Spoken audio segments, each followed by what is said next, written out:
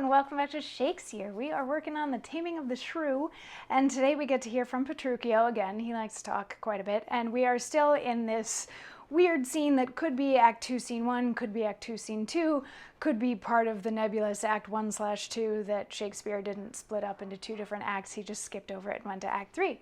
So the things that are happening, Petruchio is the only one there to woo Catherine. Everybody else wants to get with Bianca, and everybody else has brought tutors over to Baptista's house so that they can pretend to be teaching lessons to Bianca and Catherine, but really so that they can be wooing Bianca. And everybody, all the teachers went inside to start working with them. And Petruchio and Baptista were having a conversation where Baptista's like, yeah, I don't think Catherine's going to go for you. And Petruchio's like, oh, that doesn't really matter. You know, two people who are really fiery can get along, whatever. And then Hortensio, who is pretending to be Lizio, the teacher, came out. Catherine had smashed a lute over his head while he was trying to teach her music.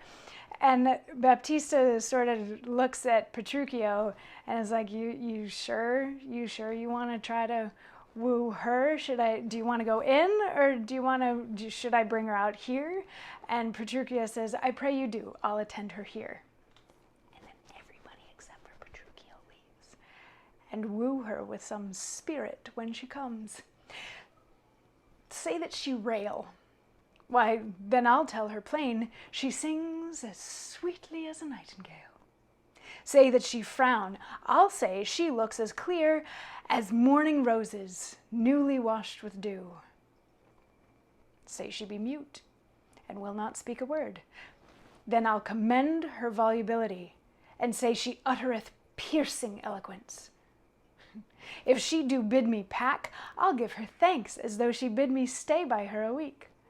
If she deny to wed, I'll crave the day when I shall ask the banes, and when be married. But here she comes. And now, Petruchio speak. Good morrow, Kate, for that's your name, I hear.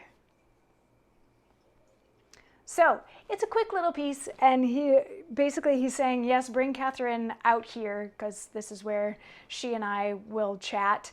And his plan is just to be contrary to everything that she says. If she doesn't say anything at all, he will say that she speaks really beautifully. If she just stands and screams, he'll praise her singing voice. All this sort of, like, whatever she does, he's going to react as if it was the opposite thing. And the one that gets a little bit creepy is, like, when she says, no, I will not marry you, he's going to be like, oh, I'll arrange for the priest to come. Like, that's kind of creepy and awkward and uncomfortable.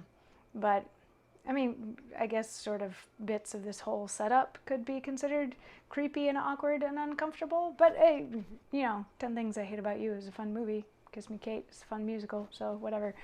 But anyway, so yeah, that's his game plan, is he's going to pretend that it's opposite day when he's talking to Catherine. So at the very end of that, obviously, Catherine entered, and we will get into their banter tomorrow, because it's pretty impressive banter. So I don't want to split it up. We'll save all of that for tomorrow. I'll see you then for that. Yes.